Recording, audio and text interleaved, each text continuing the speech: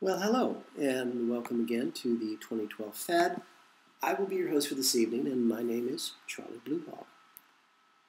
Last night, we talked about the Will and Grace syndrome, where in American culture it is fashionable, trendy, and expected for straight women to fall in love with their best friend, their best gay boyfriend, and then move in with him and insist that he marry her and have a family. And he, not wanting to hurt her feelings, marries her. This, of course, condemns both of them to a life of unending torment. It destroys her life because she needs to change him. And only she can save him from himself from his gayness, because a real woman can turn a gay boy into a straight man. He's doomed in this relationship because he'll never get what he wants and what he deserves. He deserves a man to love because he's gay. And both are in misery. Why? Because our masters have programmed us like puppets, like cartoon characters. It's like we're Wile-E Coyote and we chase the Roadrunner, even though we're going to fall off the cliff, even though we know we're going to fall off the cliff. Why do we do that? Because somebody thinks it's funny. I don't think it's funny. And so tonight I thought we might chat about blame the victim, and how in American and British-based cultures we are programmed to blame the poor soul who gets caught in these traps. Now, I once in Los Angeles, I had a girlfriend. I was so desperate I would have dated any girl because I was so lonely. This girl happened to be available because she was a stripper and a coke addict. Strangely, nobody else wanted her. If you want to know what pure hell is, let a drug addict move into your home. Cocaine, well, she loved cocaine because it kept her thin. And when she wasn't high, she was a very sweet, very lovely girl. And I think in the time that I knew her, she might have not been high twice. The rest of the time, she was stoned out of her mind. Now, she got cocaine from her other boyfriend, who was this little Jewish guy who had inherited $1 million and had blown it, strangely enough, on drugs. He was still a coke dealer in Hollywood. And she would brag to me how she would get medical-grade cocaine from this guy. And she had infinite sympathy for the fact that he had $1 million and he had blown it on drugs. And isn't that the saddest thing you've ever heard? He's now broke. I'm going, well, I've never had $1 million. So no, I don't think it's particularly sad that he blew it all on cocaine. Yeah, see, cocaine is the drug of choice in the United States, and it's the drug that the top 1,000 corporations deal in mostly. And it's also why there's all these horrific laws against marijuana, because if you're using marijuana, you're not using cocaine, and cocaine is putting money into the pockets of the major corporations and the international bankers. And it's a really horrifying drug. Pretty much everyone I knew in Hollywood was on it, especially the executives, the guys in suits that were actually running Hollywood.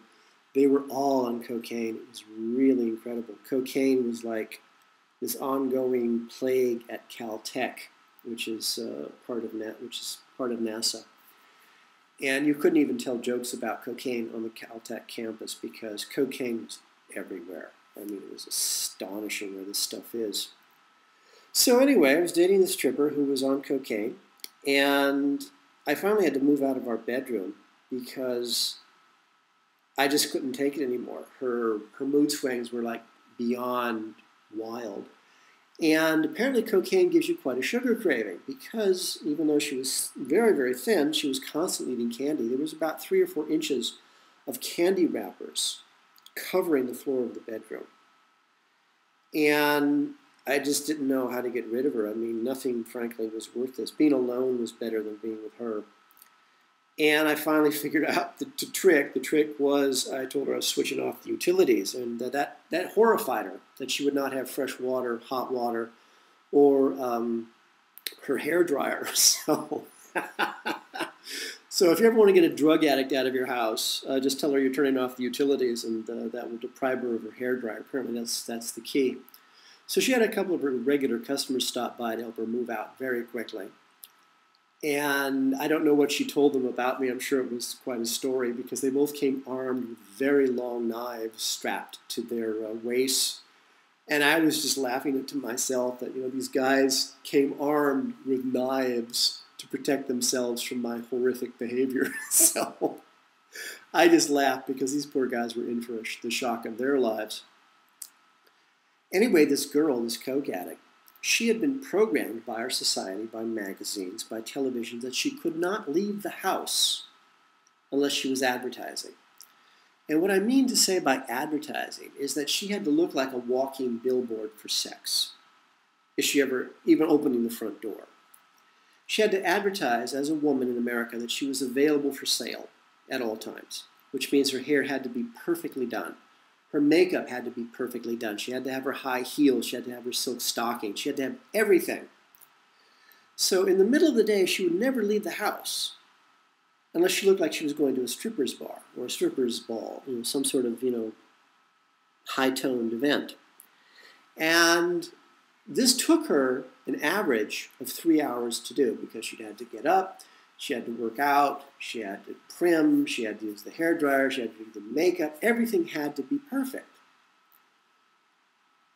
Now, what really puzzled her, she couldn't understand that every time she left the house looking this way, men were constantly hitting on her. They were hitting on her in the store, they were hitting on her at the gas station.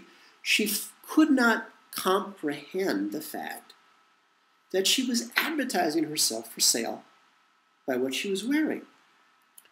Now, and there I am, I have to explain this to her. Now, I grew up as a model, I grew up as an actor, and I had lots of model friends who by this time were all, old and burnt out.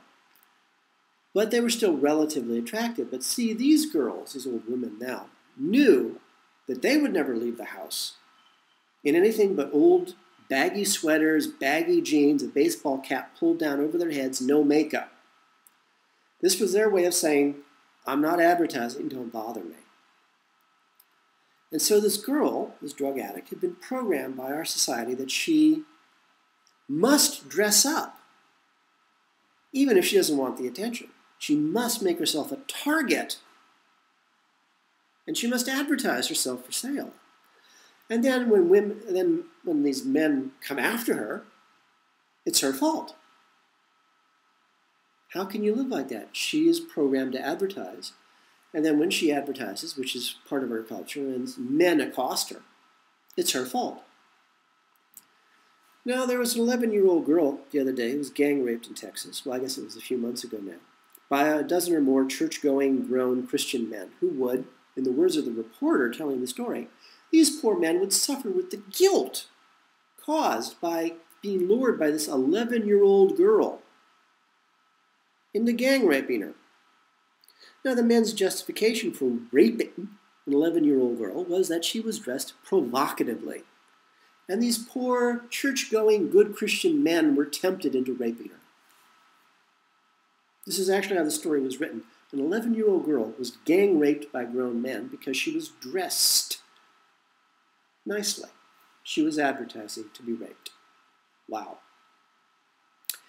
And the newspaper blamed her for that. Now, if you look at me, if you go to my website, charliebluehawk.com, or you go to our homepage, the2012fad.com, you'll see pictures of me. I look like a cross between a mafia hitman and a cop. I look like a refugee from a CIA training film. Me, when I had short hair and a beard, people would see me in the States coming down the street, and if they didn't know me, they'd actually cross the street. Because I was scary looking. I was scarier looking then than I am now. At the moment, I've lost like 100 pounds. I don't have a beard anymore. And I tried for a long time to wear my hair very long, anything so I did not look threatening to people. And yet, more than once, I would have friends at work say to me, Charlie, if I didn't know you and I saw you coming down the street towards me, I'd duck into the nearest shop and hide. I'd wait for you to go by. And I would get this from both men and women. And me, I'm harmless. But the image has been created in our society that I fit a certain physical profile. Or I did. Now I'm just a stick figure that looks like the swallow in a basketball. But in our culture, we set people up to be hurt, and then we blame them when they become victims for what's done to them. Why were you wearing that? They ask a woman in court after she's been raped. Why were you wearing that when they attacked you? What were you wearing? I mean, what does it matter? She was attacked, she was raped, she was hurt. It doesn't matter what she was wearing. But in our culture, she's supposed to be wearing that. In our culture, she's advertising when she leaves the house, she has to be wearing that. And after she's been attacked and raped, maybe murdered, well, she had it coming. She was wearing that. We do this.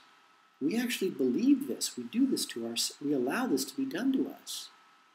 I mean, another really good example of how stupid we must be is we're giving trillions of dollars to bankers to save them, to save their banks, to support their wasteful and useless lifestyles. Why are we doing that? We're the victims. We're the ones who've been robbed. We're the ones who've been raped. We're the ones who've been left for dead by these bankers. So why are we blaming ourselves for what the bankers have done to us? Why are we giving them money to save them from themselves? I guess we really are nothing but cattle. For all of us here at the 2012fad.com, this has been Charlie Bluehawk, wishing you a really good day and reminding you, please, just keep that one good thought.